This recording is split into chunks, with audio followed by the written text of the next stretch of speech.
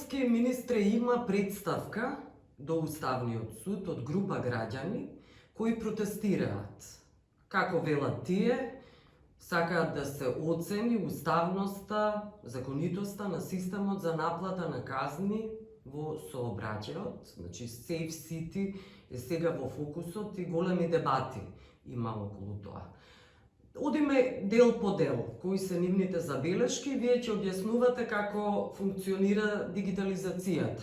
Значи, прво, треба да се поседува паметен телефон. Вие сте свесни дека сите луѓе, колку и да се финансиски моќни, не се обучени, можеби имаат премногу години, но не, или пак не поседуваат воопшто паметен телефон или смарт телефон. Кој е вашиот одговор?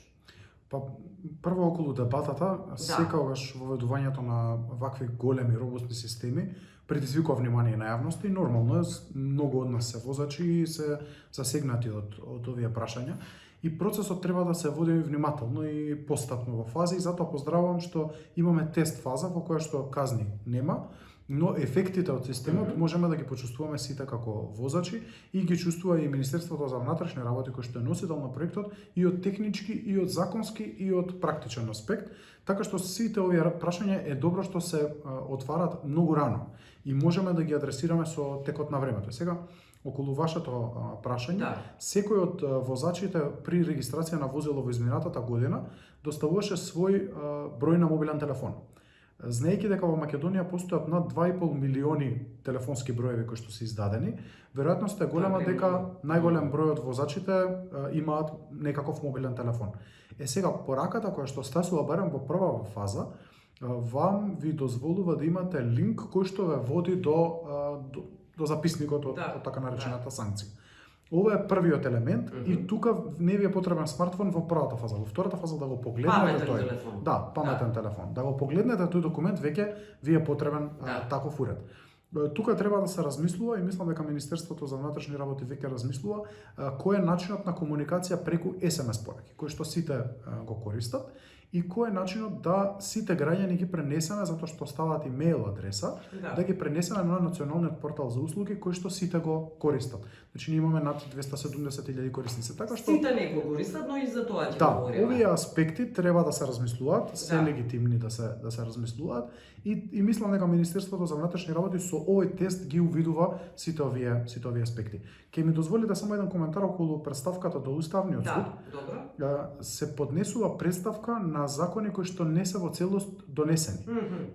Дел од тие закони, значи Законот за безбедност во патен сообраќај е донесен и само тој може да се оспорува, но и за тој е рано затоа што се уште не стапил на сила. Што значи мислам дека е преуранета представката, но доколку постојат елементи на неуставност, добро е да се направи една превентивна анализа од аспект на уставноста, да не се погреши во чекорите. Идејата е многу добра, затоа што нас не се случува големи протести кои што протестира против дивењето на улиците на градот Скопје особено и на улиците во Македонија. Идејата е одлична. Но чекорите и фазите во име на безбедноста, но и на транспарентноста, законитоста на постапката треба да бидат внимателно димензионирани. Сега пак ќе ве прашам околу паметните телефони. Многу луѓе, еве сега околу SMS, рековте дека таму ќе биде фокусот, а не апликација.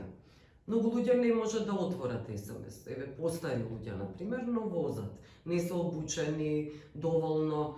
Как ќе работите ли со таа популација? Тоа мора да биде чекор. Знаете дека ние како министерство заради тоа и ги отвараме овие центрите за услуги во скоро секој град во државата. Токму наменски за луѓето кои што не користат дигитални алатки воопшто. Не знаат, не можат, не сакаат и така натаму. Кога станува збор за казнувањето, треба да се биде уште повнимателен, затоа што не се станува збор за услуга, туку станува збор за санкција, но во исто време има одговорности кај возачите, затоа што ако веќе влегувате во прекршок, вие треба да бидете подготвени да ги сносите последиците од тие прекршоци. Сега околу фактот дека сите велите кога се регистрирате бараат телефон. Законот не предвидува поседување на телефон. Законот предвидува дека вие треба да декларирате број на мобилен телефон и ваша емейл адреса.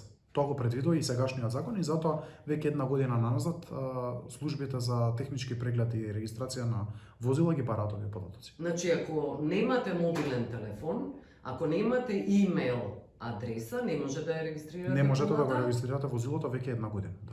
Ако провизорно само ги имате, уопшто не ги користите? Вие ги декларирате, со тоа што ги декларирате, мислам дека таму има и прекршачни одредби за Сносите одговорност, за погрешно давање на некаков податок. Не е Така е погрешно, регулиран ги процесот. поседувате, Да. значи не е Ако ги погрешно. поседувате и ги декларирате, тогаш се очекува од вас да имате пристап до истите. Тоа е идејата на Министерството за внатрешни работи и знам дека воведуваат и втор дел на апликацијата, да можете на нивната веб страница да го коригирате, проверите и коригирате мобилниот телефон и имейл адресата кој што имате оставен. Значи очекувате сите да бидат образовани дигитално. Министерството за внатрешни работи вака ја поставило стартно рамката, но Добро. ќе мора во своите услужни центри, кај нив се нарекуваат центри за граѓански работи, да ги услужат граѓаните кои што немаат ваков вид на можност. Сега моето прашање. Ете ќе бидат казнети граѓаните. Но нема да разберат дека се казнети.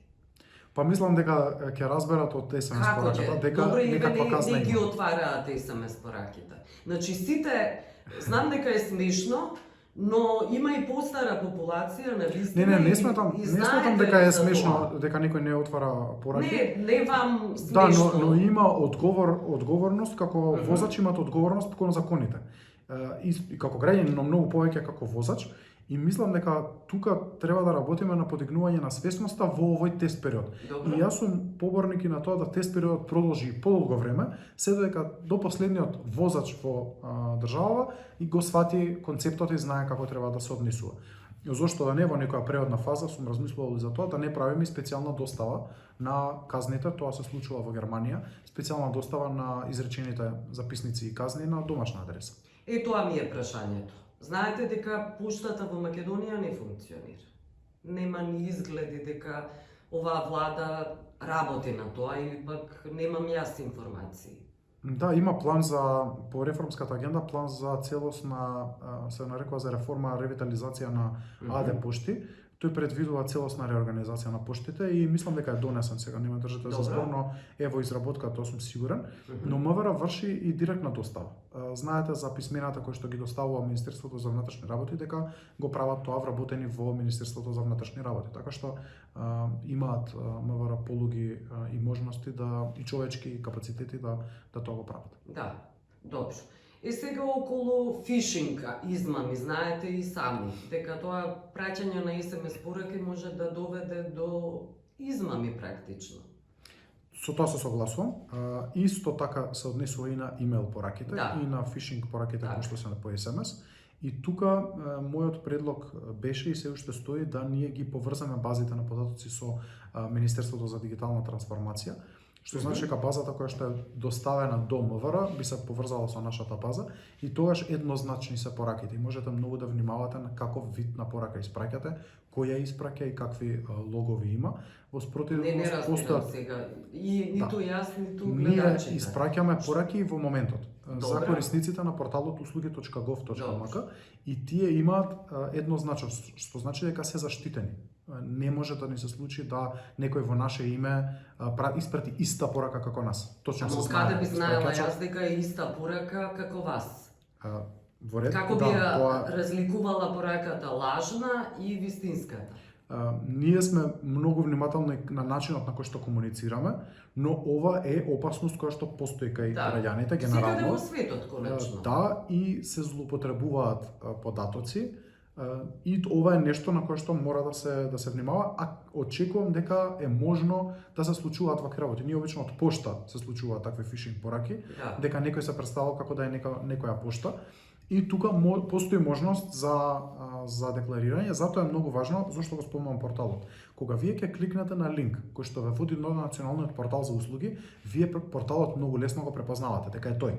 Не може да сгрешите. Не е тоа празен документ, не е тоа само записник, туку тоа е порталот кој што го познаваат голем број на луѓе. Со бои, со ознаки, со писмена така. Но има и такви злоупотреби. Има линкови кои што водат само до обичен документ, тој документ многу полесно се копира. Ќе треба знаете кампањата направите. Да, тоа е задача на Министерството за внатрешни работи. За внатрешни, не за дигитални, зашто и вам ви е потребна кампања за описменување така. Ние работиме, да веќе почнавме за промоција на порталот услуги.gov.mk ќе продолжиме во наредниот период, но ова е зошто е сензитивно ова прашање?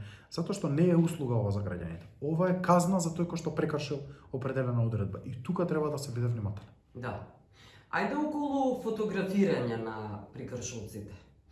Знаете дека практика во западните посовремени општества, далеко посовремени од Македонија, на тоа мислам, доставуваат фотографија од прекршокот. Дали вие во тој пакет, во имејлот или во SMS пораката, ќе овозможите и фотографија да има? Според најавите кои што ги имам од МВР и кои што сум ги следал, е дека во првата тест фаза не се доставуваше за да не се обременува текот на процесот, но дека во втора фаза се планира доставување и на фотографија од самиот прекршок. Сега се уште мислам дека се тестираат механизмите дали тие фотографии ќе бидат со затемнети ликови на совозачките места, со целосно затемнети ликови на возачите или пак автомобилот, така што тука мислам дека се уште не е додефинирано тоа прашање, но според информациите од МВР тоа што сум го видел е дека технички можности за ова постојат, за да се, например, Германија има пракса да ги фотографира и личностите кои што се во автомобилот. Италија имаше таква пракса, ја напушти, сега фотографијата е заматена со заматени ликови на возачите. Во име на заштита на личните податоци. Добро. Така што постојат различни механизми, набавената опрема од страна на МВР ги овозможува сите овие механизми и очекувам да ги применат најдобрите практики. Добро. Слабостите следни. Недоследност околу географската расширеност на камерите. Практично има дискриминација, ако има само 2-3 града покриени со камери и тие луѓе бидат казнувани. Па не се согласувам дека е дискриминација затоа што вие влегувате во прекршок. А кога влегувате во прекршок... Ама тоа е селективна правда. Не би се сложил, зашто? Затоа што вие влегувате во прекршок свесно. Никој не вози несвесен. Во исто време, вие полиција и во градовите кои што немаат камери, имате. И таа исто така казнува. За исти во овие прекршоци. Што би било селективна казна? Да за определено лице казната не важи, за истиот прекршок кој што го направил, а за друго лице важи. Во дадениот случај, секој кој што ќе направи прекршок, и во Скопје, и во Велес, и во Гевгелија, и во Тетово, и во Куманово, ќе биде казнет. Прашањето е дали вашата казна е дознаена или потврдена со камера, или тоа е полицаец со радар, или е физички само полицаец кој што забележал дека правите некаков прекршок. Така што ова е техничка можност за казнување на страната на МВР, а не е промена на законот во смисла дека некој ќе биде казнет, а друг ќе биде ослободен од вина. Спротивно мислам, на овој начин се казнуваат сите кои што го направиле прекршокот на определената улица. Нема дискриминација од аспект дека некој е нечие дете, внуче, пријател и не е казнет, а другиот кој што нема таков контакт би бил казнет. Ајде околу внуче и така натаму дете, после можам да ве прашам, но сега покриеност, значи по број, нема еднаква и нема да има еднаква покриеност со камери и полицајци, конечно и немате толку полицајци. Точно, и никогаш мислам дека и во ниту една држава не е покриена секоја улица во државата. Да. И тоа не може да се очекува дека би се случило. Да. Но важно е дека секој кој што ќе помене на улицата XY, а ќе го направи прекршокот, ќе биде казнет. И тоа покажува недискриминација. Добро. Да, некој ќе може да го избегнат законот и правдата, но добро. Да, некој кој што на пример никогаш не би возел во Скопје, својот автомобил го чува во некој рурално место кој што нема камера, да, можеби полицијата нема да стаса дека тој направил определен прекршок, но секој кој што ќе помине на определена улица во Скопје погрешно ќе направи прекршок, би бил казнет. Мора од нешто да се почне. Точно. Се согласувам. Да. Согласувам. Сега некои граѓани, не знам, сигурно сте виделе дека добиваат SMS пораки иако воопшто за казна, дека направиле прекршок или иако воопшто физички не биле со автомобилот. Да, посведочив и има и такви грешки. Сега кажете како тој систем ќе посведочив и директно на таквите случаи на мои блискиот пријатели. Им се случи таков случај. Воопшто не поседува автомобил човекот чиј што мобилен телефон бил стигнала порака. Мислам дека имаме добра соработка со телеком операторите, ја користат платформата за интероперабилност и може МВР да направи двојна верификација на податоците. И тоа најверојатно во периодот кој што следи ќе мора да се направи пред воопшто да влеземе во фаза на реализација на проектот. Значи во овој тест период ќе мора да се верификуваат дополнително адреси. Има механизми во МВР, според тоа што се моите информации, дека доколку смета граѓанинот дека е погрешно казнет, дека е казнет за состојба која што не се случила, може да обжали постапката и во полициска станица, понатаму и во судска постапка. Но за да се избегне не биде казнет во меѓувреме, но за да се избегне голем наплив на вакви постапки, ќе мора да се дополнително се прочистуваат податоците. Добро, ма знаете и судството дека извештаите на Европската комисија велат дека навистина имаме проблем со човечки капацитет, човечки ресурси, нема воопшто луѓе практично. Еве да бидам многу искрен. Судството во правосудниот систем. Да бидам многу искрен како правник, мислам дека овој систем ќе предизвика, особено во првата фаза кога ќе почнат казнувањата, преплавување на судот за прекршоци во Скопје, затоа што ќе стане збор за многу пати поголем број на казнувања и обжалувања природно на процеси, затоа што бројот на казнувања сега е ограничен на бројот на полиција која што имате и е распределена во градот. И тоа е природен процес и тоа е прв бран. Тој прв бран сигурно ќе биде многу значно поголем од постоечките. Роковите се кратки за постапување на судовите и тие ќе мора да најдат начин како да се справуваат со ова. И потоа таа ситуација ќе се нормализира со текот на времето, но првиот бран сум сигурен дека ќе биде значаен. Ќе биде хаотичен. Па хаотичен, имаат систем, барем тоа што сум забележал, на автоматизирање на закажувањето на термини за прекршоци, за судења, за рочишта, но сигурно многу поголема динамика од таа што е во моментов. Во Македонија знаете дека врските се и свја, како се вели, дека партијата, било која партија која е на власт, е главниот мотор, двигател во општеството. И во овој случај се очекува дека ќе бидат поштедени оние практично кои имаат близина, макар најмала близкост со владеачката партија. Дали е ВМРО-ДПМН, дали се коалиционите партнери. Па, не би знаел кој е аргументот за тоа, затоа што казна добива секој кој што ќе направи прекршок, во моментот опомена. И не гледам дали камерите знаат да разликуваат дали некој има членска карта од една или од друга политичка партија. Може да бидат избришани камерите. Тоа е интересно. Во дигиталниот свет постои нешто што се нарекува лог. Трак се остави. Трак кој што потоа многу лесно се верификува, а тој трак не се брише. Односно ќе се знае точно кога некој, а тоа се луѓе на една рака кои што може да ги изброите, кои што имаат таков пристап да може да влезат во системот и да избришат определена трага. Кај дигитализацијата е тоа добро дека вие не можете да загубите предмет, не можете да запалите архива, не можете да ја фрлите од прозор, не можете да чувате во фиока.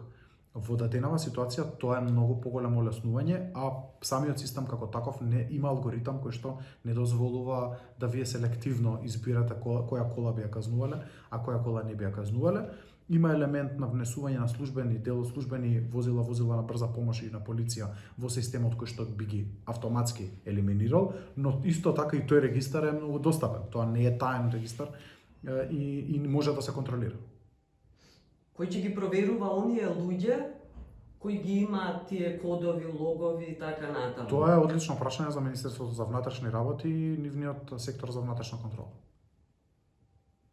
Верувате во правда дека би сакал да го видам случајот во пракса, затоа што ефектите од системот Safe City секаде каде што се воведени, да постоеле вакви шокови состојби на почеток, секако, голема е промената, но секогаш се покажале многу пати, многу кратно подобри од состојбите кои што биле претходно, а ќе признаеме сите, ќе се согласиме дека во Македонија состојбата со обраќањето на вистина ужасно. Да. Зошто министрите немаат регистарски таблички специјални? И дали тие ќе бидат поштедени? Зошто велите дека предноста ја имаат полицијата, пожарната, брза помош и толку, тука завршувате? Да, според информациите од МВР, во таа база се возилата со полициска придружба. Да. И тие се изземени од овој процес. Останатите министри кои што немаат полициска придружба, не се иземени од Но системот. немаат специјални регистарски таблички на тоа. Тоа е одлука на МВР заедно со службата за општи и заеднички Велите ли работи дека во е моментот. праведно тоа? Едниот елемент е заради тоа што возилата се на оперативен лизинг и не се во собственост на државата, туку се во собственост на лизинг компанијата од каде што се изнајмени. Ама тоа И нема вториот врска. елемент кој што се разгледува е заради безбедност на овие лица кои што имаат највисок степен на заштита. На запад се знаат. Тие Има различни службени пристапи и јас сум возила. еден од авторите на овој систем за обележани Да. специјални таблички. Има различни пристапи, некои држави воопшто не ги обележуваат, некои ги обележуваат на овој начин како нас. Но коруптивни држави би требало. Според мене е добар чекор. Според мене е добар чекор. Јас еве ќе бидам искрен, го истражував, го најдовме ова во еден извештај на Сигма за други држави и сметам дека беше добар чекор. Еве можеби ќе се согласам дека можеби треба сите возила што се користат, но од аспект на безбедност мислам дека би било проблем. Затоа што со различната боја вие најавувате дека сте присутни, а сепак еден степен на заштита на највисоките носители на власта е сепак потребен според мене. Добро. А до сега, еве, ако можам да бидам поконкретен, не се покажа во изминатите година и пол дена дека имало било каков случај на злоупотреба за партиски цели на Тоа е. службени возила. Тоа има, еве и ОПСЕ и ОДИХР. Да. Има забелешки, извештаи, медиумски имаше. Ајде околу прашањето на интернетот, кој знаете дека падна и постојано паѓа во целиот свет. Што ќе стане тогаш во тој случај? Со СМС пораки, со имейл праќања, кога станува збор за казна. Се случуваат вакви случаи. Работиме на внатрешна мрежа на системите, да тие меѓусебно се поврзани внатрешно, да не зависат од светските провајдери на интернет. И секако би имало еден вид на задоцнување на казнувањето доколку вакво нешто се случи, не знам. Падне системот. Веќе многу ретко GSM моделите паѓаат, што значи SMS пораките скоро никогаш не би се случило да не можат да бидат доставени, додека кај интернетот може да се случат вакви ситуации, тоа би имало определено одложување. Најчесто тоа може да биде 10, 15, 20 минути, најдолго што до сега се случило последните 10 години е 2-3 часа. Подолго од тоа не очекувам. Не? Велите дека е ова совршен систем? Не може да Не, тврдите совршен и не може да биде ниеден систем. гарантирате. Ниеден систем не може да биде совршен. Грешки ќе се случуваат, тоа е сигурно.